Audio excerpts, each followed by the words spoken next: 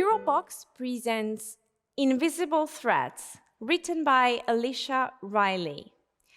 This story begins in Lwów, an important cultural center of Poland.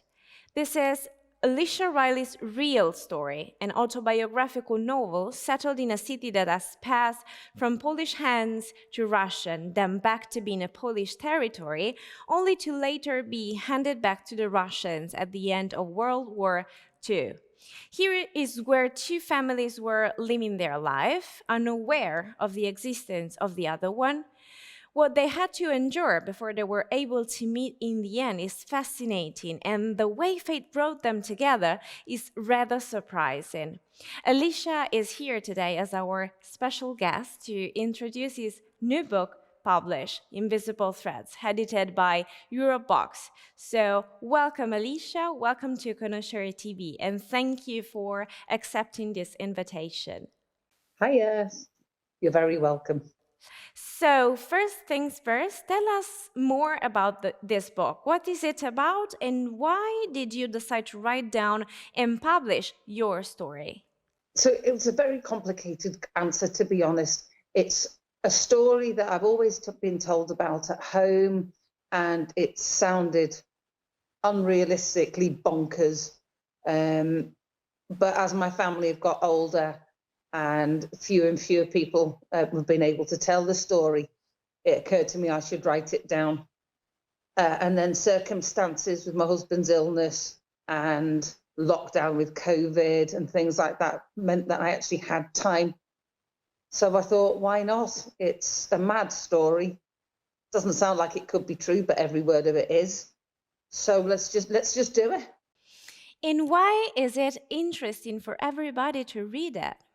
Because it's just so unusual, I feel. It's a story about World War II, but more told from the perspective of the youngsters who really didn't quite understand what was going on, truly. And they're such totally different families. My mother's side of the family were, nobility. When you trace them back through heritage sites, there's generations and generations of information about them.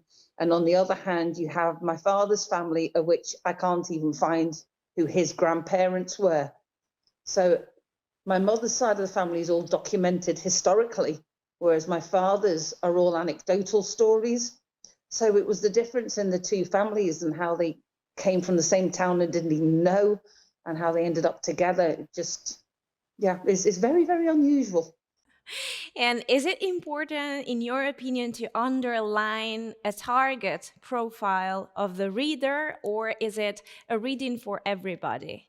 I would say anybody would find it interesting. I've had a few friends and family and people that I just know that have had a read, and it hasn't really mattered who they were. There's a chap I work with in a shop who thought it was really interesting. I've had just friends reading it. I've got friends who are history teachers who found it interesting, obviously. It's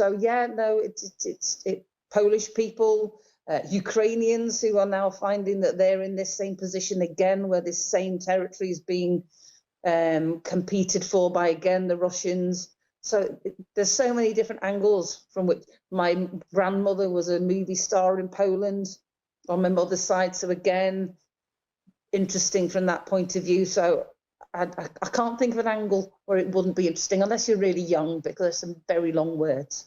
As a reader, I'm always also curious around the process of writing a book, not only on the final product. So I'm asking, was it hard? Was it challenging for you to write your own story? And what was the challenge? I don't really consider it to be my own story, truthfully. It's more my family's story.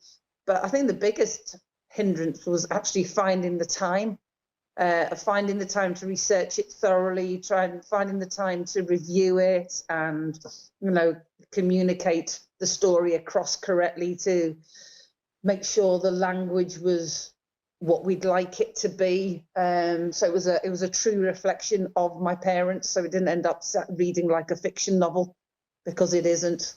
So trying to make sure it stayed interesting, but true to the personalities of my parents and the family. because it was very easy for it to end up being very romanticized. And it wasn't really. It's a World War II survival story in its essence, but from innocent eyes. And was this the first experience for you as a writer, or maybe you can consider yourself a writer since ever? I've never considered myself to be a writer. I'm a science teacher. I just didn't want my family story to be consigned to history when, my father's 84, my mother's 78. There really aren't that many people. So no, I'm not a writer, and it's not the beginning of a sequence of books that I can think of. But although who knows what else I might discover about my family, it's an acknowledgement of the life that they had. Thank you, Alicia. Thank you again for your time.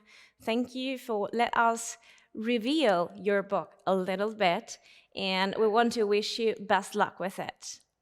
Thank you, and thank you very much for your time. This book gives incredible power and beauty to the memories of a simple but strong family. Invisible Threads by Alicia Reilly is now available in bookstores and digital platforms. It's a publication by Eurobooks.